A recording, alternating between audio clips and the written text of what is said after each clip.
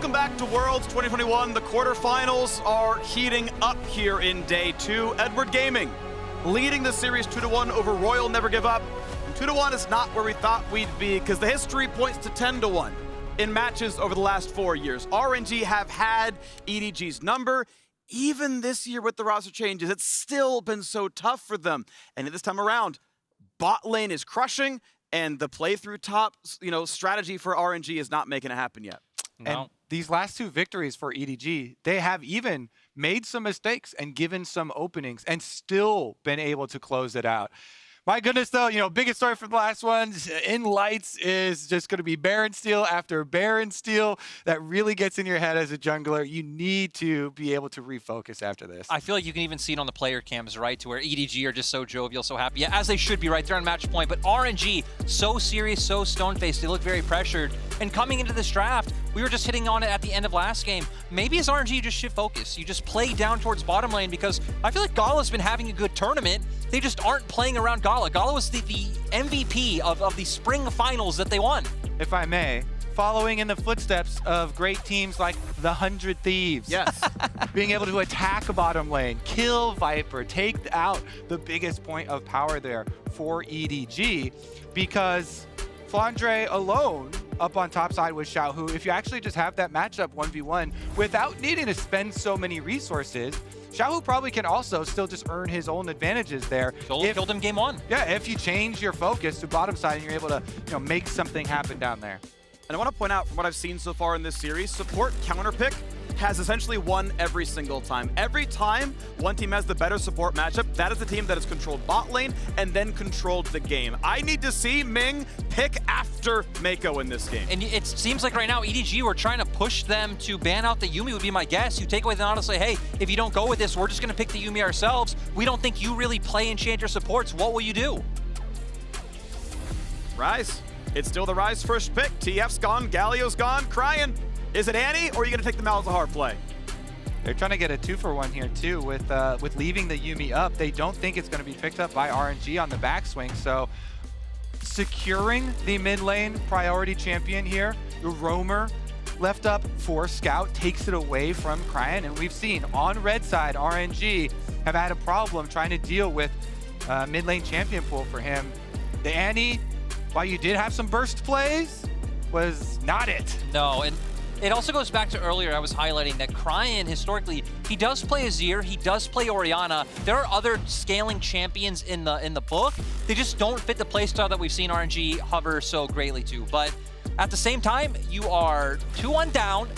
This is do or die. The playstyle hasn't worked, even if you have gotten Xiaohu ahead in every game. So I think it's definitely time to change. Kobe, exactly what you said, they're going to go towards that Yuumi. And it seems like EDG are just going to get everything they want in this draft. Yeah, the gambit pays off here from EDG. They throw it down. You're not willing to early pick the Yuumi, so we'll let it pass over. Get it on the backswing here for Viper and Meiko. Get the Misfortune Yuumi, classic combo that we have had so often here at Worlds this year. Rel, Amumu, Nautilus, Leona. I want to see one of those 4 champions. One of them is banned, obviously, so one of the 3 remaining champions. That's the tier list of champs that are good into Yuumi, an engaged tank, and it means if she's locked in lane, that's fine. We're trading farm. We have enough pressure that you can't play the lane out. Or I roam, and you're still locked in lane. Ming is a phenomenal Rel player. He's actually one of the people who've gone back towards it consistently. The thing I really just don't like about Rel is when you're facing such long-range champions, it can be very hard to find those consistent engages. Rel does really well against low-range comps, so you can hit multi-man ultimates. Also, it's a bit slower than some of the other engage options where you really want to get in there insanely quick and punish the Yuumi. That's why the Rakan is getting banned out here. Lightning quick possible engages there. Yep. The Annie has been picked up once again, though, for Cryin. And, it still is theoretically a really useful pick. Super good at roams, as we mentioned in the last one. If you can actually convert on your mid lane play first with better timing and better positioning, that with the flash, engage and trying to take out Viper, or trying to take out Scout early on, then the game could look completely different, because he was still, even with being so far behind, one-shotting the Ezreal, one-shotting Viper later in the team fights. It also goes to the point of RNG have not played much mid-jungle this year, but historically on E-Star, where both Wei and Cryin come from, that was the bread and butter of that team, playing through mid-jungle, and way back then pretty much played Jarvan every single game. So at least getting some comfort, but they are going to have to show something better than they did last time they played the Annie. All right, Lulu, you can split the lane, but Yuumi is a scaling support, and you're not going to bully this one too much. I think it's not a bad pick. You're going to have some control over lane, and if that's all you care about, He gets it again, guys. He gets it again. Yeah, they're targeting jungle bans, right? They're saying, well, we care more about JieJie having a jungle pick that can walk over the matchup, so you know what? Screw it. Let's split top lane. We're going to have at least parity in bot lane. We'll have an advantage in the jungle matchup. We'll play bot mid. And hats off to Flandre for finding his pick, though. They go to it every game, but I wonder what the answer will be, because we haven't seen a lot of good answers. We saw the Jax coming out, and it was kind of back and forth. I feel like maybe you can always just try and go for a tank and even just ignore the top side of the map. When Xiaohu does go for quote-unquote tanks, he typically does bring out the AP Gragas, not having much beyond that in his route of maybe frontline or initiation. I think they need damage. Yeah, I think they need some more damage here. So that's a possibility of a giant AoE team fight too. Yeah. So they are playing for some big wombo combos here on the side of RNG. Play off of these flash cooldowns, flash from Annie, flash from Kennen, and that is a go. Yeah, I think it's a good sort of meta game call in that these teams are team fighting, right? You know when these teams clash, they are going to team fight. That's going to happen in the games. So let's pick some good team fighters. Jarvan, Annie, Aphelios, Kennen, those are good team fighters. Getting in? Yeah, I expect Xiaohu to find a play. The great part is as well, is that compositions like this that do have so much AoE damage and lockdown are the comps that if they fall behind, which RNG has, these are the comps that can find a way back into a game with, you know, one ultimate hitting correctly and then taking out the key carry on the opposite side. One thing I will say with building your comp like this, when you have a ton of crowd control, you usually don't also want double AP carries because then Merc Tread's value is insanely high. So Merc Treads are going to be kind of no-brainer for the side of EDG this time around with double AP threat and tons of CC. Well, there we go. Onto the Rift, though. Will they be tanky enough to withstand Kennen? Where does RNG put their pressure? Because it feels like they spent a lot more effort actually making the bot lane matchup look good, so I want to see what comes out of that. Because whoever's won bot lane has won the game in this series. RNG indeed chose red side after losing game 3, and they let the support pick come in late, thinking the pool was good enough that they could answer Yuumi after the second phase of bans. They spent that effort getting rid of jungle picks. They let Flandre get Graves again. His Graves is undefeated in the series, I believe, and we'll see if it's going to be 3 in a row. We talk about RNG letting bot lane get this matchup. Actually brings me back to an interview that GALA did when he halfway through the spring split for RNG, where it's like, I was so excited to join RNG, a team that always puts all of their resources into one player. It was Uzi, and then I join and it's Xiaohu. What is this, man? What's going on? And it feels like, again, maybe for RNG, it's just send that down towards the bottom half of the map. Even last game, GALA did the most damage on RNG. I always felt for GALA too because he put in so much time when Uzi was like, you know, I'm just going to take a split off. I'll pop back in whenever I feel like it. GALA's like, okay, you know what? I'll fill in. You can come back whenever you want. That type of stuff. Put his time in. Let's see. This time around, though, Wei is on Jarvan, and that one does not want to be that slow. Oh, wow. Flash follow? Nah, he's reloading. It is amazing how as many things change, they stay the same. Here's RNG at Worlds, and it's about the bottom lane in their quarterfinal best of 5. This has been the matchup of the match. Huge invade, though, is going to actually follow up with a late red. Ward is down for the side of RNG as they exit, so they do have full vision, calling over support as well. With wards, they may push EDG back. Flandre still going to stand up on the front side here. Wei, of course, on his way out of the base. Had to take the pretty late recall being shoved out, and obviously flash disadvantage. Flandre is sitting on a ward. Not going to have too much happen. He can't stay forever or he will drop CS. Cryin is going to miss mid lane melees, though, for this, I believe. It also just goes back to what we were even talking about last game, Kobe, is that when things like this happen, there are other people losing out on the map. EDG commit to a topside invade, they get a flash, they really don't lose anything. Sure, they lose a bit of time, but we can see GALA being zoned out in the bottom lane, Cryin missing waves mid, and just overall massively successful play for the side of EDG everywhere. All right, early fighting, Lethal Tempo is on. GALA does not chase in for any more damage as Guardian was popped. Once again, our featured matchup presented by Mercedes-Benz is this bot lane fight, and I just need to see GALA and Ming actually get it done. This is what's happened in this series. They have been slaughtered down to the 2-on-2. And it starts off very beneficial. As you alluded to, bottom lane gets a slight advantage, also mid lane. And Annie as a champion here, now we're seeing again, the strengths are in those roaming burst timings. She does struggle due to the range disadvantage in controlling early minion waves, in laning early on. And the struggle is always with the early health pool. You see he's invested in boots level 1 for his Predator because he wants to play out of lane. And now going to lane late, not having that extra experience, guaranteeing that you're shoved under tower early, guaranteeing that Scout is going to be throwing Qs at you while you're trying to CS under your turret and harassing you down.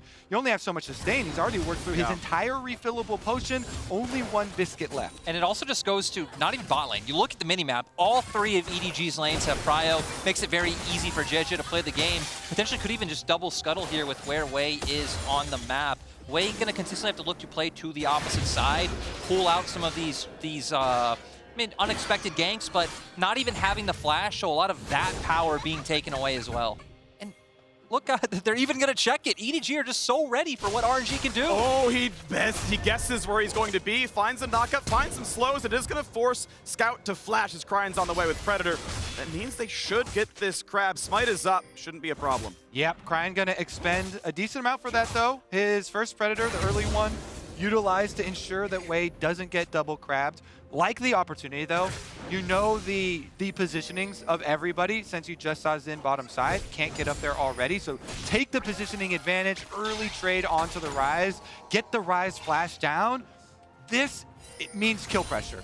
Everybody in the whole game is pinging that Ryze flash because Annie plus Jarvan, if you flash with Annie and guarantee that stun, that's an EQ guaranteed, that is a dead Ryze.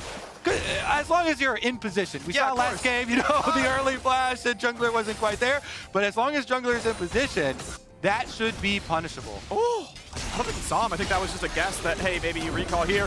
Root on a Viper though, cleanses down. Ignite is on afterwards. One more auto will kill, and he gets it. First blood. Thank you, Lulu E. TP to follow. You got to match this one. GALA is going to drop, and this is going to be a 2v3. Xiaohu's going to get knocked into the air. Scout's here as well. Is it going to be enough? Will they find that kill? They find a stun. The Ming is rooted in place, and EDG 2-1's the score. Let the series end this game. RNG finally find what they need in the bot lane. They get the good matchup, but sadly, EDG just with a really nice answer. JieJie's on the bottom side of the map, so it doesn't matter that Xiaohu TP's in.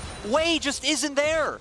And because mid lane pushed out right there, able to get the teleport through, Flandre holds the teleport and is getting turret plates during this push. So here comes the flash forward, securing the kill with JieJie down here, though. He knows he can go all in on GALA because they have the teleport answer from mid lane from Ryze. Third Q was still up too, so he's able to get the flash out from Xiaohu. So many cooldowns in addition to the kills have been earned by EDG in this opening play, and you can see the big reactions for it. It's their 6th time at the World Championship, and EDG have never crossed the barrier of top 8. Here against a team that's had their number for 4 years straight, and EDG are saying, well, the number today is maybe a 3 and a 1.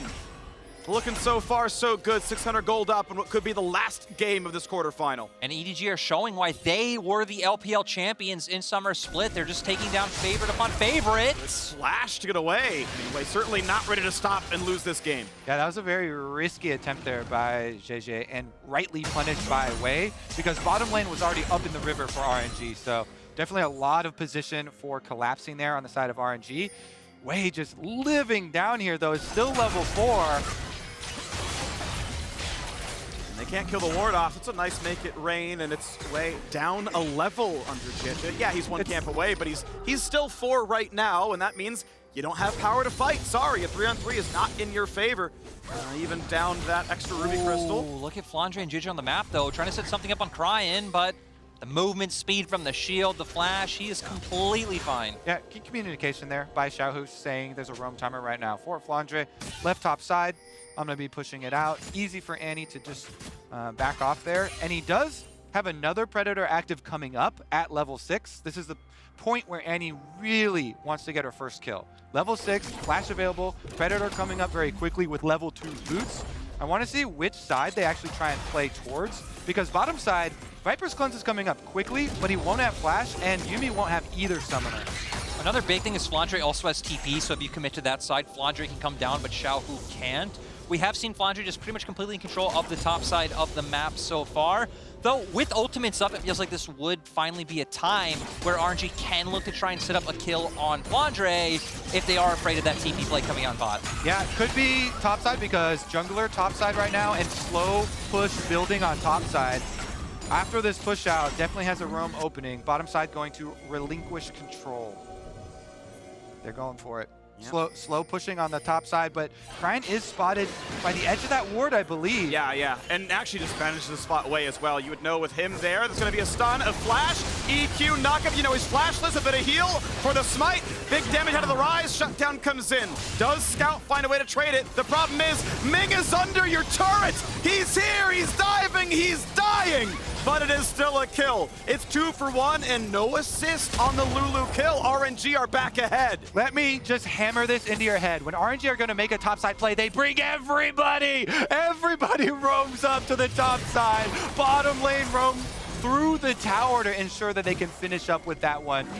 Into the jungle, they do find the extra kill, but EDG off of their resets are going to have priority first. Teleport comes out very quickly from Cryin though. Yeah, so now RNG may be going to look to challenge. I mean, heck, Waste coming back on the map, you would think they want to. Some key ultimates are down, though, so could be a bit of a rough one for RNG without the Tibbers and without the Cataclysm.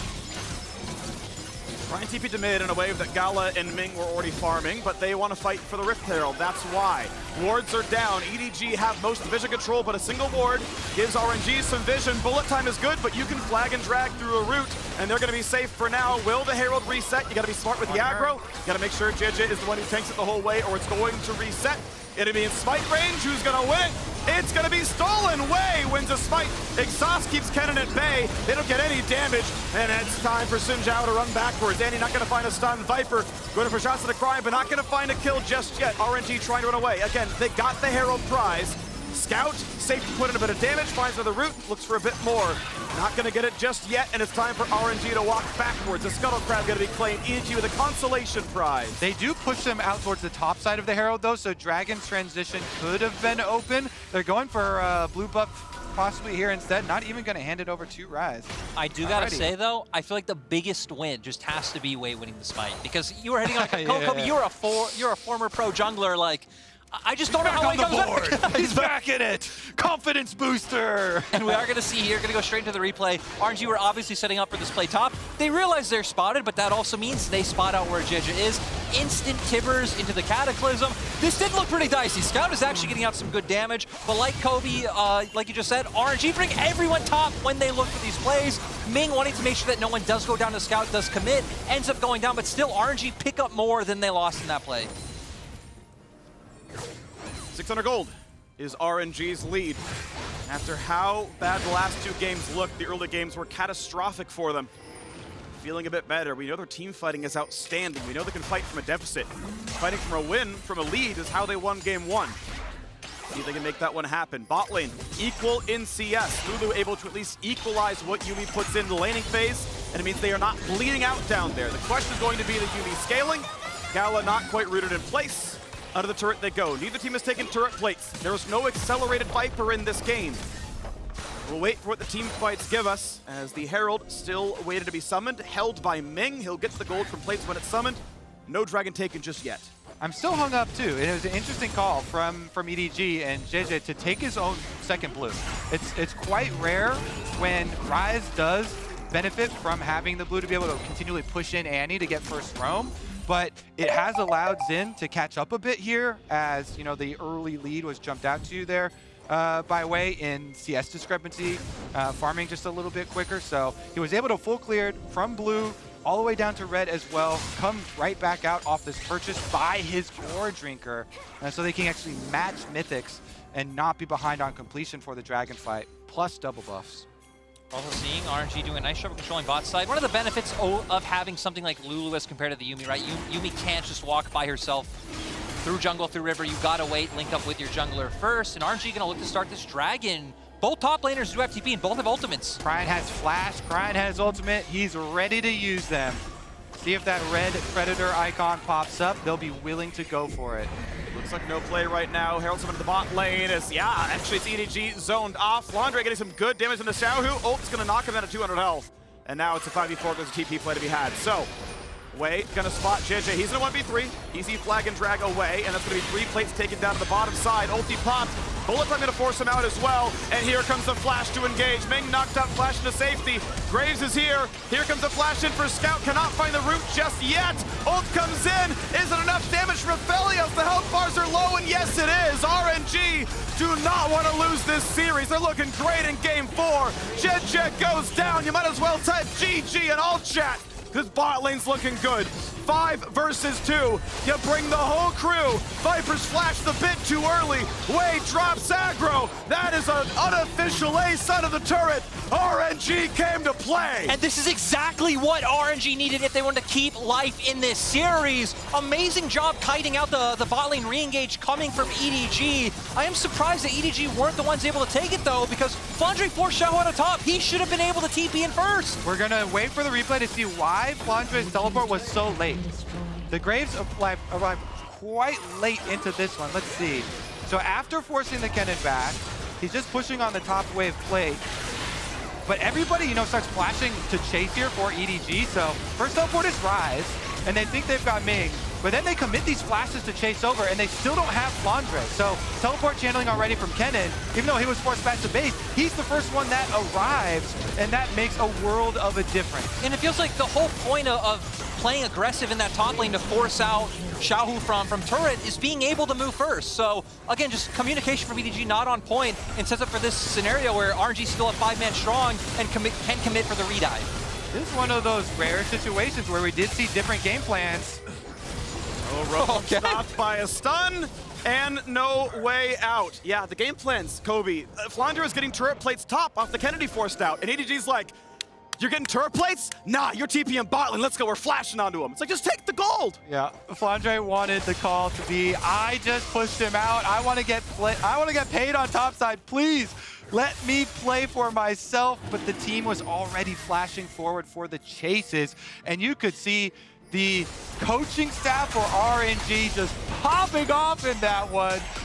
Actually so excited for the comeback here, because if they can take this early lead, and it looks like they will be able to snowball, they've got the utility to do it. Annie, again, Predator available, Flash available, has ultimate ready. They should be able to snowball very effectively here with the giant AoEs that they do have.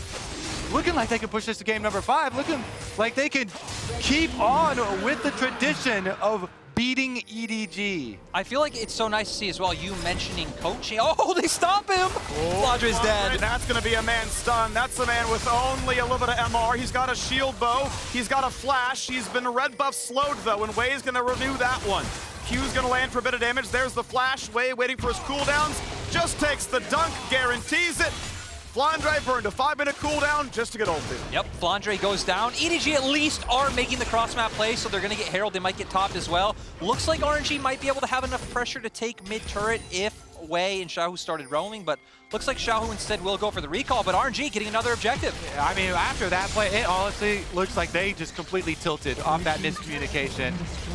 This time around, you mentioned it, Freak. Big discrepancy there. Cooldown blown as well. No flash now. For the out that you do have with trying to play some side lanes with your Ryze, with your Graves, now it's much easier to punish it. I mean, RNG are built for so many ways to pick with this roaming prowess here, and guess what? Cryin round 2 not on Annie. I also want to go back to earlier when you brought up the coaching reaction, because thinking between series, a lot of people might not realize, but you don't actually have time to talk about, hey, what do we adapt in terms of gameplay? You only have 4 minutes. You pretty much only have time to talk about, hey, what can we change in terms of draft? So nice to see RNG, they pivot with draft, and their players have worked around it so nicely in terms of playing around their bottom side, and even some nice rotations back and forth between mid and bot over the past few minutes. Yeah, I mean, Xiaohu not playing for split, not playing for 1v1, playing a champion that destroys team fights, and has destroyed team fights all worlds long. He was there first, even after getting pushed out of top lane. Communication doesn't have to do with champions, obviously, but they are running with it. And that Graves, turns out, RNG may be okay leaving it up. They got a pick in bot lane that gave the ability to actually play for the lane.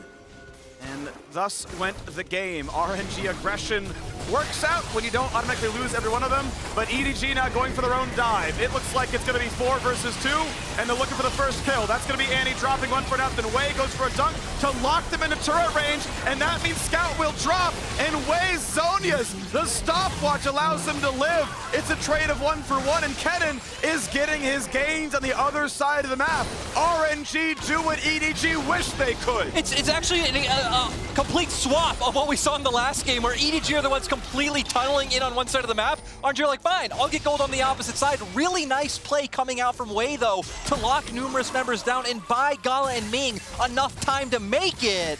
Again, the script is completely swapped, guys. The best of the LPL is definitely delivering. Spring champions versus summer champions going head to head and looking to push it to 5.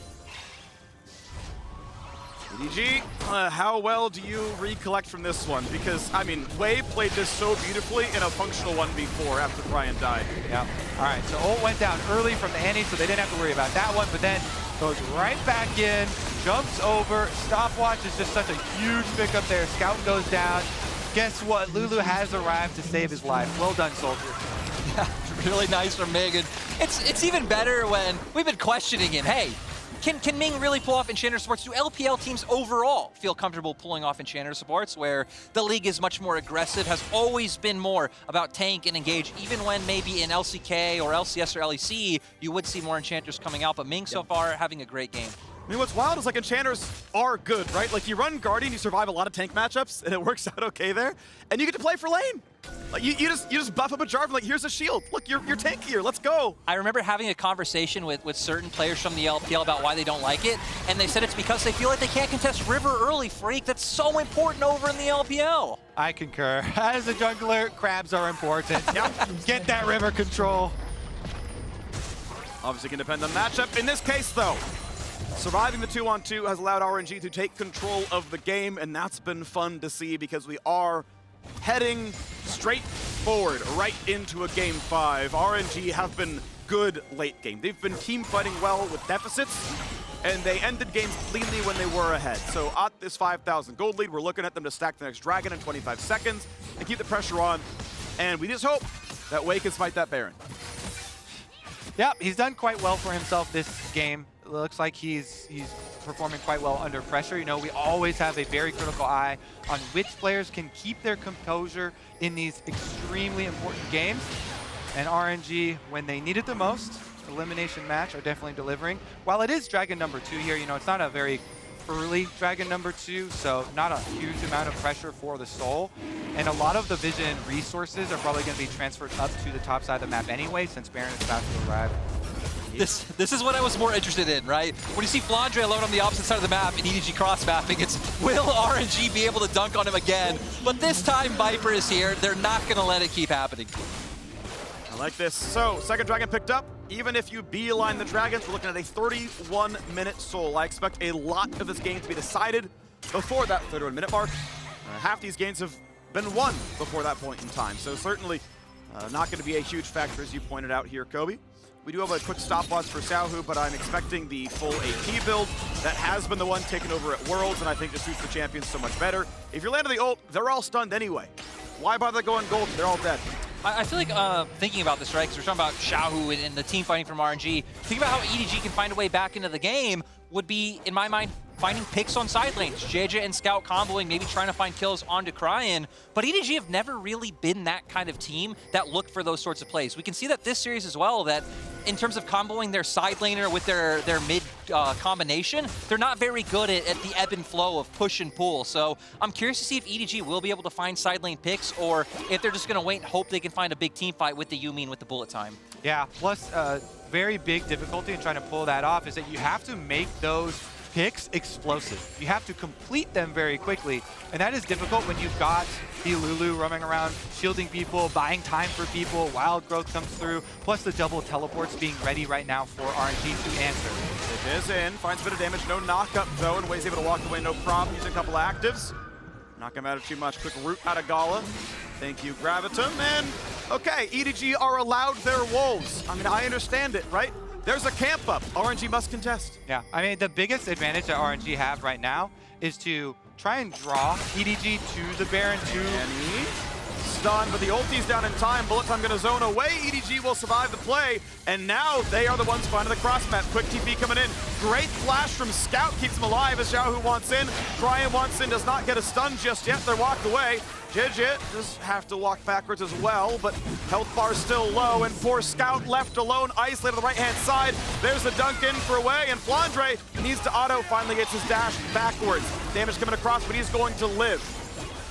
Cryin just always has Xiaohu's back. Say what ready. you will about some individual plays, say what you will about his laning, but this man always has his teammates back, teleports in for the counter. Yeah, and it goes back to something that we've been hitting on a lot, right? Is like communication between team and planning out these plays. That RNG are always ready. No matter if their draft has kind of been hampered by champion pool issues and the early game hasn't gone so well in certain games. In terms of like communicating and reacting on the map, they've definitely been very good at that throughout the series.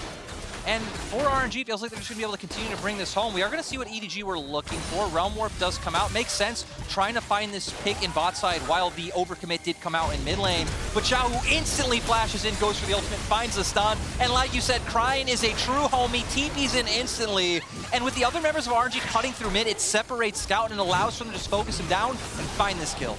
Xiaohu specifically and RNG have had so much experience in defending split push plays like that because Xiaohu splits so often like this. They are always looking for the turn, looking for the opener. You know, yes, you're trying to disengage and avoid damage while you're buying time for the rest of the team, but also looking for the turn where you can flash in for that stun, set up the follow-up there from Cryin as soon as he arrives, and they do just that. Now to retake control of the objective, though. It also goes back to what you were saying about you need to have the damage when you're looking for side lane picks as EDG to just burst someone out immediately, right? Because they went for the right play. That's really all they have. But Kobe hit the nail on the head. They just don't have the damage to take him down. So exactly. For EDG, it feels rough in terms of win cons. And can I just add one more on top of that? He didn't even have to burn his stopwatch. Like, he didn't even get close. You thought you were close? He still has the stopwatch. And now we look at the next play. Dragon up in 1 minute. Baron alive and has been for 4. And it is RNG who own the top river. It's darkness on the EDG side as their life slowly slips away in this game. Gold lead 6,500. It has grown steadily over time. RNG again on pace for a 31-minute Mountain Soul. Might just close the game with that. We'll see how much more they want to do. Bottom Scuttle coming up soon around the same time as the Dragon. Xiaohu just taken away from the bottom lane. His TP is up. He can be the side laner. No one playing for top right now. Scout and Flandre both have TP, but they are sitting in mid lane fighting for minion waves that, well, for now they have rights to. They managed to equalize it for now. Let me see that LPL brawl, baby. We're about to get it in a big way. Xiaohu does not have flash, but Cryin does. Predator coming up soon. They might just be waiting for this. Walks into Flandre, finds the knockup. Annie over the top, and Meiko! Meiko was caught in transition, I believe stunned, as he was jumping over to a new target. And that's going to be JieJie falling down as well. Aphelios get the kill credit. And you might as well turn for Baron. The jungler's dead. Wei can't miss this smite. I just love, as soon as Wei gets sight of him there, you immediately see Cryin pathing over to the back of the Dragon Pit. He's like, you know what? We're going to get this right over the back of the wall. Beautiful execution, beautiful pick, and the reward is Baron. You wanted blood for the blood god, and that feels like the motto of the LPL teams. EDG at least will have a response. They are going to go down and try to trade for Dragon, but they got to be careful. I think they should be fine. That's in stun range in a second. Cryin runs out of move speed, and maybe they decide not to risk it at the end of the day. He's alone. It's a 1v2. I understand. Tibbers is not quite a full champion, but it is a Baron claim to the top side. And look at that, yeah. Cryin heads straight for the back of the wall on Dragon, has his sweeper active too to make sure he's unseen, so the play is going to get pulled off. Just a beautiful pick right there, and that is what we talk about when you say pull it off quickly. They quickly clean them all up and quickly head over to the Baron. Really nice to see for RNG. And no matter how this one keeps going, guys, right? Looks like we're going to get 5 games, which is always awesome, especially RNG, EDG. We've nailed down the history so much so far. RNG bouncing back after being down 1-2. And I mean, now it's easy for them. Play out through 2 lanes. They can force the engage very easily. Balls in EDG's court to try and force on one side. Scout doesn't have a Realm Warp though, but does have TP available if they want to try and find something. But RNG just have so much survivability between the champions they've drafted. Gold lead growing. 11,000 now the lead. RNG with this Red Bull Baron power play, 2,700 gold up. Mid lane tier 2 has fallen. Inhibitor turret's going to be the siege. And Xiaohu, able to play in the side lane, keeps hitting the farm. He is 2 levels above Flandre. Yeah, plus he's got a death cannon here. The Dream 3-item power spike right here. That is going to melt. As long as it gets to the fight, actually, the rest of the team's not even going to wait for him. Wow, that is Annie just hitting 2 spells, and JieJie does half health, flashes in, bullet time, good flash away from Ming. Wei is tanky, Gore Drinker, Lulu, we're gonna lose the GA, but Viper is down. Flandre might be next. Xiaohu finally burns the stopwatch, and all the teammates are down. It is just Flandre left alone, and we are going to game 5. Dragon Soul is not needed. RNG find themselves a victory here, and they gotta wait for a wave. The Cannons are gonna put in the shots, but there is absolutely no way Graves holds this game. RNG versus EDG, we're going the distance, we're going to game 5, and we gotta figure out who's gonna make the semifinals. Amazing recovery coming out from RNG. Just all around, whether it's play, whether it's draft, the fact that they had the confidence, the trust to put Cryin back on the Annie when he struggled so heavily the last time around, he played well this time. He was syncing up with his team so well, and overall, just I love the adaptation coming out from RNG. We've hit home 10-1 over the past few years, 3-0 this year, but once again, we're getting a 5-game series just like in spring playoffs. I'm so glad we're getting this, because what better way to serve the LPL, you know, spring versus summer champions here, full 5 games, play the Silver Scrapes. Oh, it's gonna be fun. The stage is set for game 5 of today's LPL Clash. We'll be right back for a preview to the tunes of Silver Scrapes.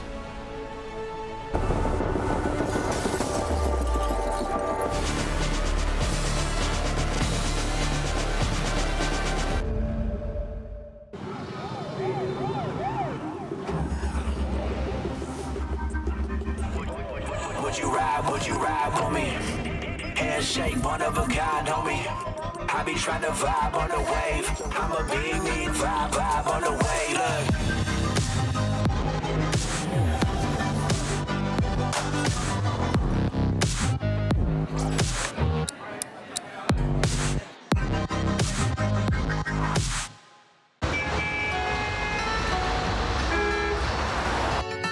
I woke up to the morning sky first. Baby blue, just like we rehearsed. This ain't where the legends come from. You know what a hero looks like. All the people on fire, fire. Maybe it's time they meet their dragon. 'Cause if I gotta break it all down, then let's break it all down. Flying with fire, and we'll burn it all down.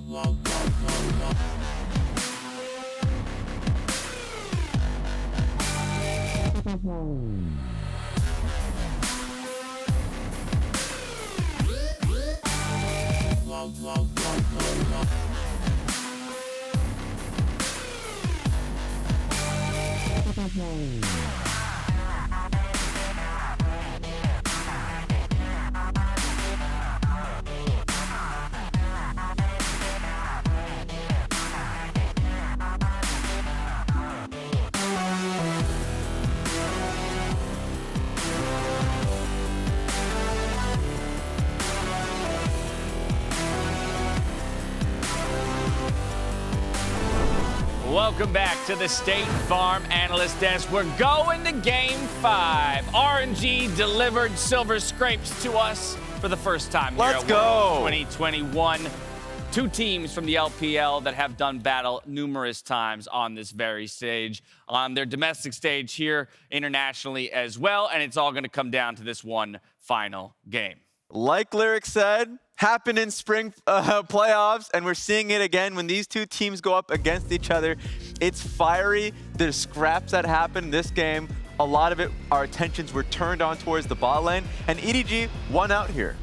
I was coming into this series, Raz, you and I talked a lot about how we expected it to be competitive. Yes. We saw the fans, you know, a 54 to 46% vote. Everyone believed that this would be close, and I'm kind of sad that neither of us predicted the full 5 games, you're right. because it's kind of classic LPL, you know, you always get the full length, and Starting to really question the quality of the analysts. okay, you agree, let's not, you know, but let's also think about how, like, in this game in particular, we got to see a lot more of the LPL aggression that they are so famous for, right? So much more scrapping, so much more fighting, and like, it was a super fun game to watch, and I really feel that what's interesting is how we've moved away from RNG style. That's a large part of where they are finding success right now, because in the one game where they really invested in Xiaohu is where I feel like EDG looked the most convincing, because you were allowed to give Viper and Meiko the lane that they find so much success in. Yeah, and we've gotten to a point, much like you said, that it seems like RNG has gotten comfortable saying, okay, if we can neutralize what's happening bottom lane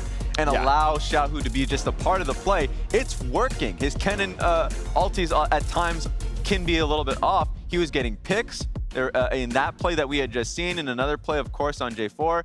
He's still attributing a lot to these plays. And you know what? That's where, hey, credit where credit's due. Vedius, you talked about the blueprint for taking down EDG. And while it isn't necessarily akin to RNG's preferred playstyle of going towards the top side of the map, the focus has to be on shutting down that bot lane.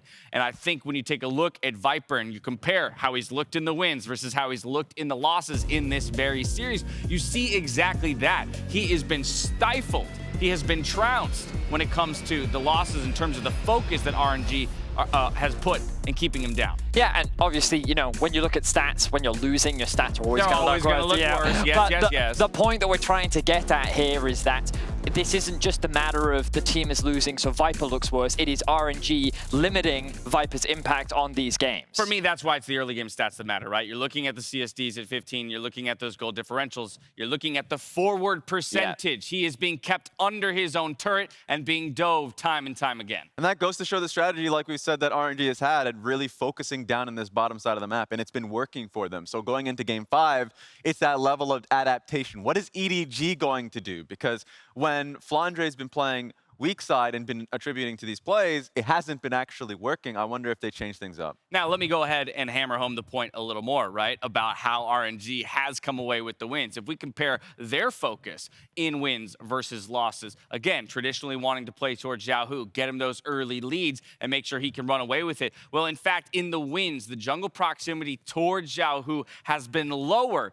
than in the losses. So your sense there, Vedius, was very much correct. I mean, the irony is it's still very high for a top laner. Up there. You know, they'll never leave Xiaohu completely alone. But you're right. I think it's really interesting how, to me, it feels like RNG is actually the one deciding a large part of the outcome of these games. Like, obviously, EDG, they are still playing very well when it comes to the team fights. Their mid game is still very strong. But in the early game, as we talked about at the beginning of the day, it is RNG that is deciding what is happening. And then it's a matter of EDG responding to and how they deal with it. And when they play towards top, EDG is handling that very, very well. Yeah, and when I look at the details when I speak early game, that first play worked out well for EDG, and they had an advantage, right? And it came down to them overstepping when they were getting pressed on, moved towards Tribush, TP comes through, and then suddenly that's 3 kills over to RNG. It's the mistakes that are happening in these early fights that are costing EDG quite a bit. And when they looked great in the previous game, in Game 4, it was off of playing a lot more patiently. The EDG that we know, that has a really strong team fighting comp, that can kite back. I want to see more of that going into Game 5. And I think that the biggest X factor that we haven't really talked about is this mid lane. Because the truth is that Cryin's impact has heavily swung. You know, we saw the GALA, yeah, he roamed, but he was so far behind. Scout being on his Azir, like the fact that he was playing Malzahar in the first game, and then you contrast that to his Ryze in the second game. Like, this mid lane matchup, I think, is super important in terms of how the early game looks. And if Scout can control Cryin in terms of what he wants to do, then we're looking good. But if Wei can unlock Cryin, then all of a sudden RNG's early game suddenly looks a lot scarier. So as an added focus then, going into Game 5, we'll put a spotlight on the mid lane. But I think it's also important for us to recognize here, as it only took us 2 series to get to a 5th game in one of our quarterfinal best of 5s, the stakes here for both of these squads. Again, both teams, both organizations, MSI title holders, but for both of them as well, that world championship has escaped them. 1 game.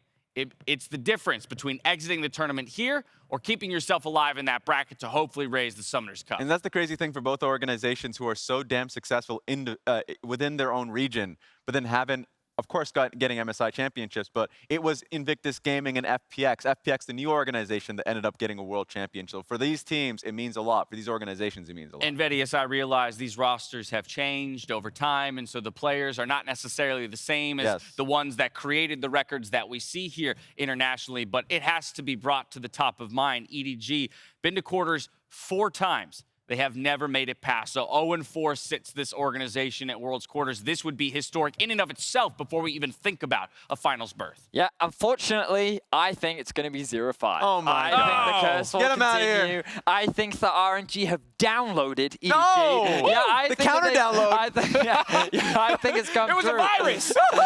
No! I think they figured it out. The formula, the code has been cracked. Oh, God. I think RNG are going to take the final Sticking with EDG? We're going to need another download. I think now. Too late. I'm sticking with bro. EDG. I'm on the ship. I ain't leaving.